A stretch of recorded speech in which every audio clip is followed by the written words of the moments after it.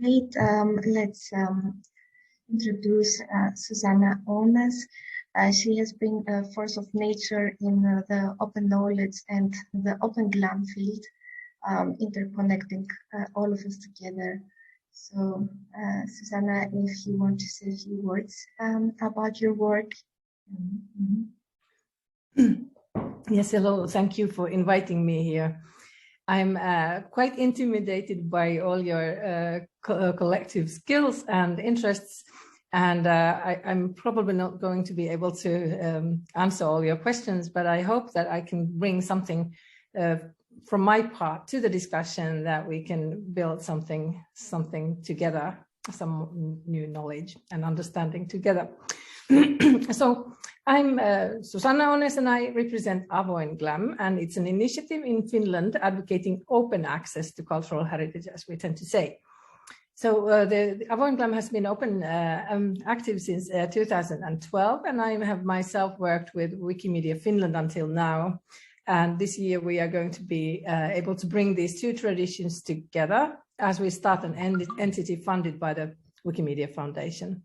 Sorry for the notifications, I cannot switch them off probably.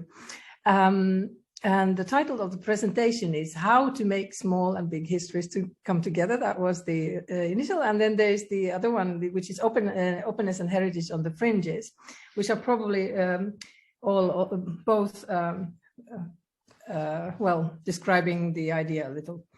But I do make like a very basic and elementary overview, and maybe some aloud thinking, as I was saying, like it's a thinking aloud piece. Not everything is well-rounded. It's a kind of an overview of how different pieces fit together. I will try to go through it quickly and leave space for discussion. Let's see how my notes. Let's see again there. Ta-da.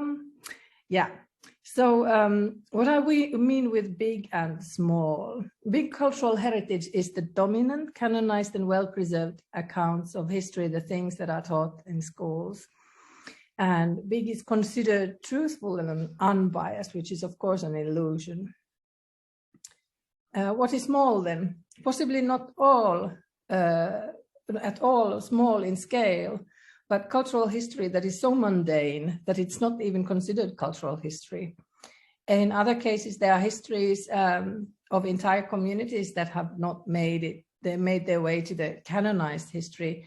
Minorities, less than heroes, partners and colleagues that have made the heroes shine, or the stories and possessions of the defeated. They can be either just neglected or they contest the prevailing explanation of history. It could be such as also like, well, this is a little bit maybe generalizations, intangible heritage, endangered languages, family history, local history, traditional knowledge, traditional cultural expressions, oral history, autonomous archives, cosmologies, etc., etc. So this picture is to think about where cultural heritage is created and cared for in the contemporary society. The private sphere, the private information is what individuals produce and preserve, such as family history, recipes, hobbies, or that are also part of collective heritage, but also companies and their historical archives. The private heritage is often considered to be served by consumer or commercial services. The markets here. So there's great demand for consumer services around cultural heritage, social media, photo sharing or genealogy services, etc. And this will, of course, hold back preserving such private histories by the public sector. These services are not always serving the reuse of data. And there's the Shirky principle by Clay Shirky, done some 10 years back at least, that institutions will try to preserve the problem to which they are the solution, which means like keep researching over and over again the same things in order for the services to have the reason for being. And much of the other cultural heritage without protection is maintained by the third sector, where there are organizations, communities, and projects involved in other, often volunteer-based activities to preserve cultural heritage. And the public sector is the guardian of the canonized history, but it's also the enabler, the executor of the public will. The preservation of private and collective heritage should become more prominently part of public projects. And I also got inspired by some reading here, like Mariana Mazzucato's Mission Economy, which I recommend to read. I can share the link later. So about Open GLAM, and what is it? This is, as Mariana mentioned, it's a global network that has been by that name a bit around a decade. And it has been hosted by different organizations at different stages. And what it is concerned with is the open access to cultural heritage. And open access to cultural heritage is a necessary vehicle to make cultural heritage actionable in the present. Cultural heritage institutions should shift their focus from guarding and protecting to facilitating exchange of information. That will allow reviving tradition and incorporating multifaceted historical understanding in contemporary activities. And Open GLAM is a global network. Sorry, I'm messing around with my notes. Of professionals in cultural heritage and advocates of open access to cultural heritage. It's currently spearheaded by activities at the Creative Commons open platform. The GLAM Wiki activities are a vital companion to that, and it's carried out as GLAM Wiki activities in Wikimedia chapters around the world. Anyone, anyone may associate with Open GLAM regardless of who carries the baton right now. So these principles that you see on the screen, this first one is the open definition by Open Knowledge Foundation, created in the early days. And open data is content that can be freely used, modified, and shared by anyone for any purpose, which generally refers to open license, which is copyright, or open status. Its accessibility as well as being able to access or to use it, as well as be able to read it with a computer, and that requires also then that the information is in an open format. So these resemble a lot the stars for linked data, that the requirements for such open data. And another aspect very important to this work is the idea about public domain and how heritage institutions tend to refrain from opening it up, although it is already in public domain. And therefore, in the European Public Domain Charter, again, around a decade ago, there was this declaration of what is in the public domain needs to remain in the public domain. And now in the European Digital Single Market Directive, which is about the new copyright legislation, this has become now part of the directive. So things that are in public domain should not be governed by institutional licenses for the copies of that. Like if you take a photograph of something that's in the public domain, that should not be protected. So for the small history, opening must not be indiscriminate or carelessly executed act for reasons of greater possible damage. Especially personal data or the cultural heritage of indigenous cultures must be handled with care. Opening must be balanced with concerns about protection. So the contemporary creations are protected by copyright laws, whereas traditional and indigenous collective creation is not protected, and they are considered to be in the public domain without copyright protection. And this is, of course, not necessarily a desirable state from the point of view of the indigenous people. So what Wikipedia says here is that, well, English Wikipedia, someone wrote it there, so it's not necessarily anyway, someone wrote in the English Wikipedia that indigenous peoples and local communities have resisted, among other things, the use of traditional symbols and designs as mascots, derivative arts and crafts, the use of or modification of traditional songs, the patenting of traditional uses of medicinal plants, and the copywriting and distribution of traditional stories.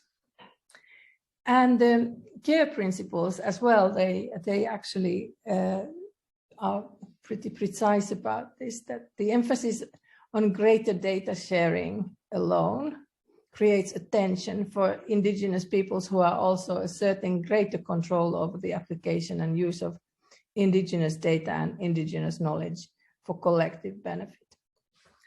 So what protection is there then? Sometimes there's legislation to protect sensitive data, such as the GDPR, the General Data Protection Regulation in the EU, to protect personal information, but this is not always so in the global context. So I'm putting together different things like the personal data or the indigenous traditional knowledge. And the care principles state here that the care principles for indigenous data governance are people and purpose-oriented, reflecting the crucial role of data in advancing indigenous innovation and self-determination. The main objectives are collective benefit, authority to control, responsibility, and ethics. And also pretty old, well, as I said, this is not based on like extensive research in a way that there can be like a newer statements, but I'm giving a UNESCO statement about the possible tools for protecting traditional knowledge. They say, therefore, copyright is not the answer for either folklore or traditional knowledge. The more the question is studied, the more it is clear that what people really want is an omnibus protection for traditional knowledge, embracing many things which may qualify as patent, copyright or biodiversity taken on their own, but which may not meet the existing rules of intellectual property conventions. What is needed, therefore, is a flexible, liberal, sui generis protection. So, well, in different places, let me see, in this picture, we have, I just kind of have this idea of cascading protection, that there is like, if there's legislation, then it's fine, it's protected, but then there is no legislation, and then different levels of protection may come to play. And there in the bottom, actually, there are the principles that we build that are not grounded in legal frameworks necessarily, but they can become such over time. And for legislation, I mentioned GDPR, but then there are, for example, folklore clauses in different copyright laws in different places in the world, which I don't know exactly where, but I know that in Nigeria there is. Okay. And so jumping to maybe some questions about like what's the benefit of using open frameworks, and one of them is longevity. So George Oates was drafting the Flickr Foundation And she noted that there's a fundamental skepticism of corporations within cultural institutions. It's expected they'll fall by the wayside in the face of permanence and preservation. It's expected that they're motivated differently by profit rather than public service. As business cycles are quarters, preservation talks about centuries, if not millennia. The Flickr Foundation will create a 100-year plan. Well, this is the clock of the long now. I don't know if you know already. So it's made to count time for 10,000 years. So open knowledge productions has many sustainable benefits, sustainable models of producing knowledge, sustainable open source technology to enable its sustainable governance to foster the heritage, and so on. So on the downside, scale is related to the diminishing earthly resources. We like to think that digital information is immaterial, but the storage of the web consumes vast amounts of energy. I hate to talk about prioritization or selection in the context of cultural heritage. I think we need to adopt ways to measure the consumption of resources and create savings techniques. Or are we back to the beginning with limiting what is preserved? There's the European Climate Action Manifesto, for example, they tries to address this among European partners. And this image is inspired by the donut model of Kate Raworth, if you are familiar with that. And I can give it's a reading recommendation as well. So the inner, this is the space where humans can work in order to not to over-consume Earth's resources. The inner circle is the social foundation, and the outer circle is the ecological ceiling. So in order to stay in the safe zone, all human activity must fall within that gap. So about, oops, sorry, I don't know what happened. There we go.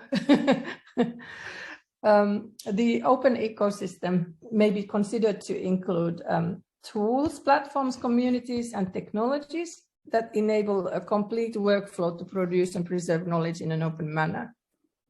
And the benefits of this environment are especially the accumulation of knowledge, sustainability, and longevity, and accessible technology and participation and care that are based on people. So the garden of earthly delights has also the dark side. It has the heaven and hell. And however, in their potency, these open ecosystems begin to segregate content, even unwillingly. Therefore, it's important to address the gaps and glitches early. So there are limits of the project scope, for example, representation bias, challenges with the editor communities, or exclusion of incompatible representations of knowledge. And this is what specifically is related to indigenous people with cosmologies trying to be mapped into some knowledge systems of male-dominated environments and traditions. Right, but what I am intrigued by, and I might be a little bit optimist as well as techno-optimist, is this idea of federation. And this is federation on a conceptual level. It's also vision for connected Wikibase instances. Wikibase is the platform Wikidata, one of the Wikimedia projects, which is for linked data that it runs on. And it's possible to create your own data sphere and connect it with other Wikidata instances. The technological development seems to fluctuate between the success of centralized and distributed systems. And when the open ecosystem can effortlessly take advantage of the knowledge maintained in other small entities and contribute back, many of the challenges described before can be overcome. So what I have, my own take on this is this project called Wiki Documentaries, and this is a kind of a school-like setting. So I thought I'd select this as the, the topic to illustrate this. And I am very sorry that I didn't, have more insight on this specific topic of, I don't know, ecologies, as well as didn't delve deep into the questions of indigenous knowledge. But I think this was my kind of landscape that I want to add this discussion to, so the kind of trajectories there are. So thank you.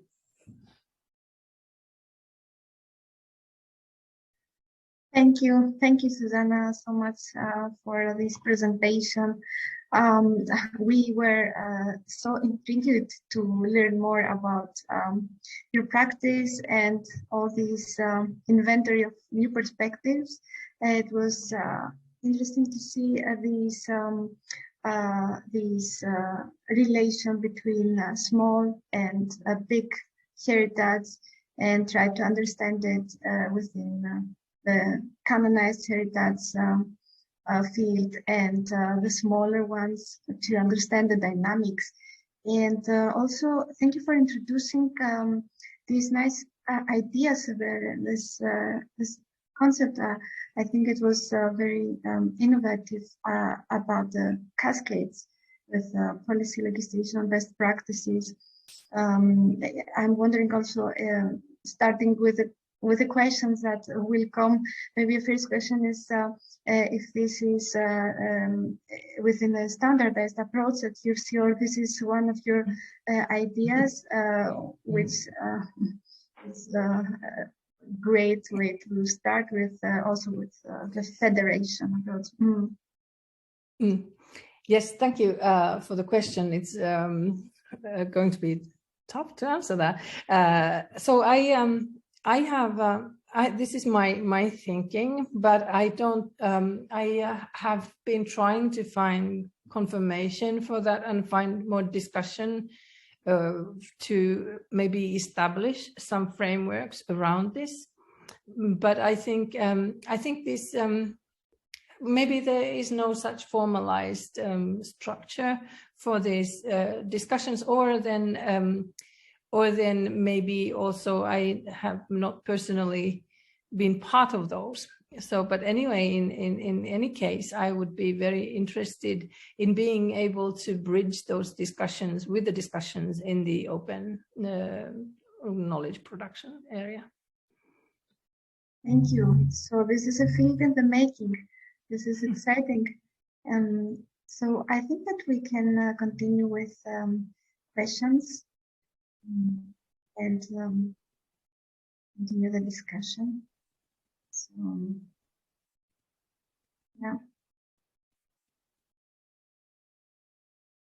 Any question about the openness approach within the field of, let's say, a small heritage, intangible heritage, all these practices that can fall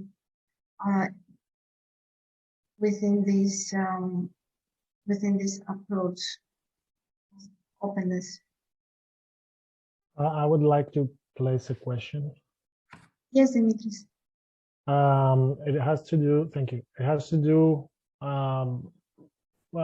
it's concerning the copyrights on the information that is recorded. I think you mentioned at some point that there might be no representatives of a recorded local knowledge, piece of local knowledge. What happens with the copyrights? For example, I was thinking, if the knowledge refers to, let's say, a recipe from plants, and a private company wants to take this recipe and make profit out of it, but there is no representative in the in the pool of data that you are managing, is there a legal framework in this case? Is it something that someone can just take and do whatever with this body of knowledge? Now I have to say that it also goes on the side of other intellectual property rights that I am not so well, I don't know so well, but I would there is a great danger that they are not protected in any way. So if it's copyright one is looking at specifically, then there is likely no copyright. Well, for traditional knowledge, there is no copyright unless, for example, it is specifically declared in the local national copyright legislation. But I don't know. I don't know. Also, I don't know them well. What kind of yeah. So I'm not very good at answering this. I can say what I know, but it doesn't cover the whole question. No offense at all. No problem. Thank you. Thank you. I also agree that it's a very sensitive issue. I guess only people that are really into laws and legal representations know about these things. Thank you. Thank you. Thank you both, and Dimitris, for raising these concerns. There are certain dangers there, and I think that there are different research groups that try to address this, try to research these field and try to find solution. However, this is an ongoing process. I think that answers there are no there. We can just keep the discussion and try to approach it from different fields and disciplines. Baiba, yes, please. Yes, thank you for the presentation, and I think it's a short time to catch up on the networks, and so I was wondering if there would be a possibility to explain a bit more about the Open Knowledge Finland and Open Knowledge Network. Like, what are these networks? What is the purpose in the sense of, I mean, I'm still not familiar with these networks, so I'm wondering what are the purposes, and I can see also there are projects within our global summits or bigger events. So I was wondering to hear a bit more why these networks are needed as well, because we have the open science policy, so why do we need these networks? So why do we need another organization? And another thing is about, and this was also commenting on the previous question, we have the research databases and we have the community selection of various knowledges. And I'm wondering, there are also certain types of documentation where you put it in folk archives, but then there's sometimes when we don't put it in archives. So at some point, although you mentioned longevity of the knowledge, it will be lost in 1,000 years. You cannot understand where the track is. So what is your thinking in this protection, in the sense of, shall we have a global system where we put all the knowledge, like in the biodiversity data, where there is lots of data coming in one network? Maybe you can comment on that.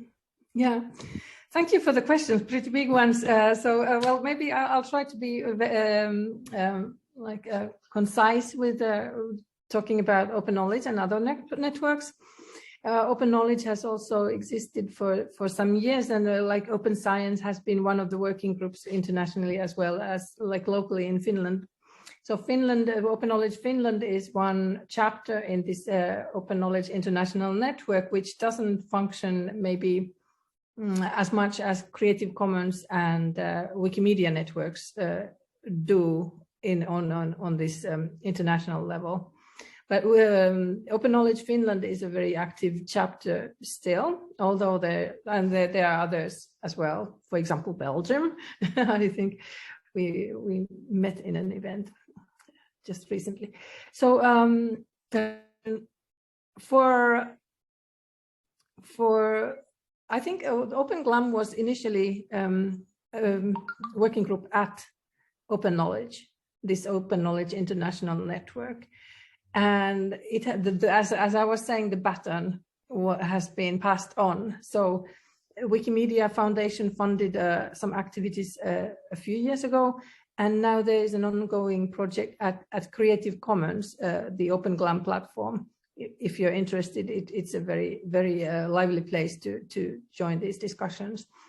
And so in a way, it actually means more or less the line of thinking, and maybe also is a kind of, as I said, a baton for those who are working on it right now. And what I would like to promote in my own capacities, whatever I have, is this crossover between these traditions of, what it was in Open Knowledge, what is it in Wikimedia, what are these GLAM activities in all these different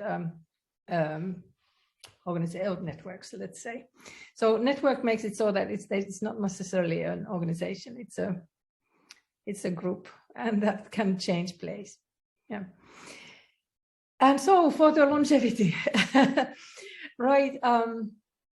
I am in favor of making knowledge compatible and maybe even collecting it together in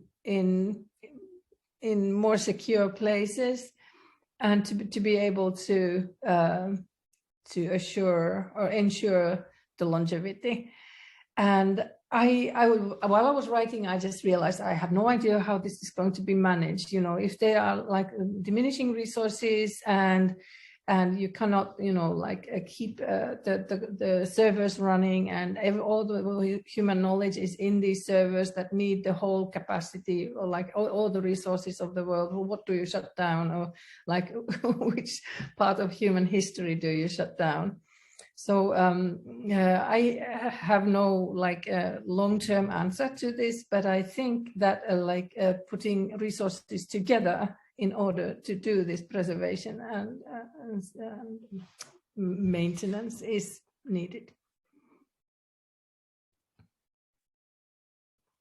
Thank you both, and thank you, Baiba, also for maybe letting also Susanna explain a little bit more about the network of open knowledge. And maybe at this point we can share as well that the program, the community science series, Art Pluriverse, was part of discussion that we have initiated. It sprang out of the Hack for Open GLAM event that was, I think before 2 years ago.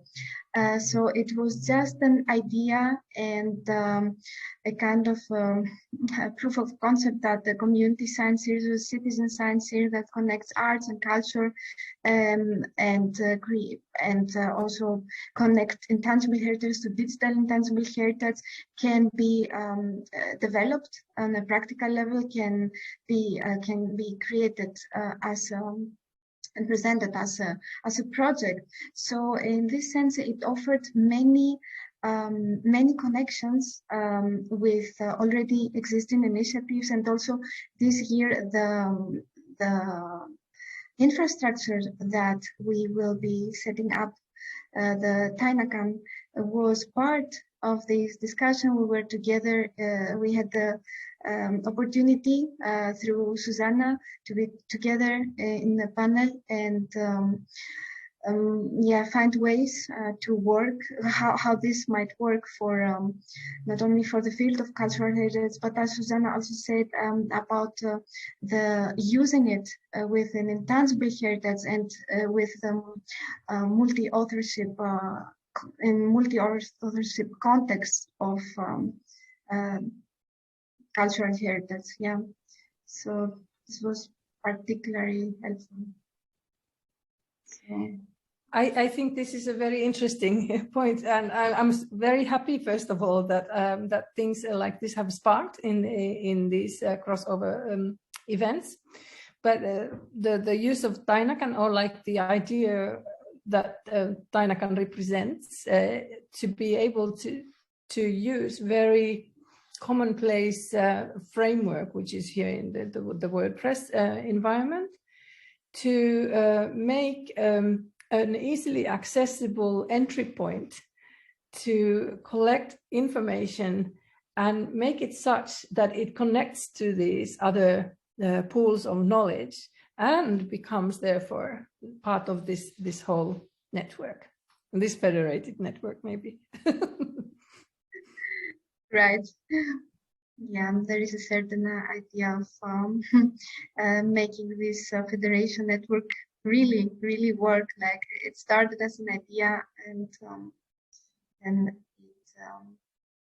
it becomes an applied project. So, yeah, I think that we have maybe 4 minutes left. So I'm wondering if anyone would like to add something. Maybe it's not a question, it's just a comment on openness. Actually, today I see also Zorika and Dimitra here from the community garden of Skopje and the Green Arc. So it's great to see you also here. And we will start soon with documentation of the participating communities. Maybe the next part of the course sessions will be, I think, the Wikimedia documentation. So, yeah.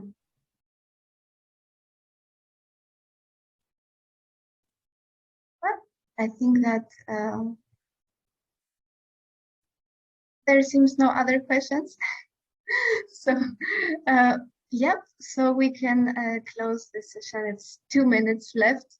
I think we are fine with that. So thank you.